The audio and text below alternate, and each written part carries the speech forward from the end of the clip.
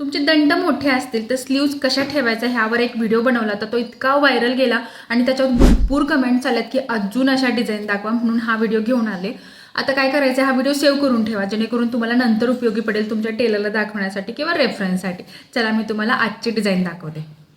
आता ह्या स्लीव्जमध्ये तुमचे मोठे दंड तर लपले जातीलच, पण त्यासोबत तुम्हाला हवा असलेला मॉडर्न लुकसुद्धा मिळणार आहे. ह्या स्लीव्जना पफ स्लीव्ज किंवा बलून स्लीव्जसुद्धा म्हणतात. आता इथं जी स्लीव्जची उंची आहे ती आपल्याला 3/4 घ्यायची आहे. आता हे जे फॅब्रिक तुम्हाला दंडावर दिसतंय ते तुम्ही शिअर फॅब्रिक घ्यायचं आहे, म्हणजेच ऑर्गेन्झा, शिफॉन किंवा नेटचं फॅब्रिकसुद्धा तुम्ही घेऊ शकता. आता इथं तुम्ही ब्लाऊजचा गळा कोणता ह्या स्लीव्जसोबत निवडताय ना, ते फार महत्त्वाचं आहे.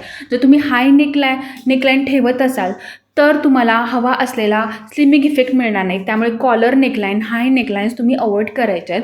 त्याऐवजी तुम्हाला व्हिडिओमध्ये दिसत असलेली नेकलाईन ठेवू शकता किंवा V neckline, U neckline, scoop नेकलाईनसुद्धा ह्याच्याबरोबर छान जातील.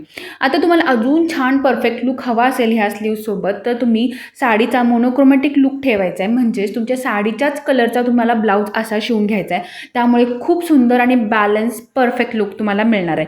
कशी वाटली टिप मला कमेंटमध्ये नक्की कळवा आणि अशाच टिपसाठी मला फॉलो करा.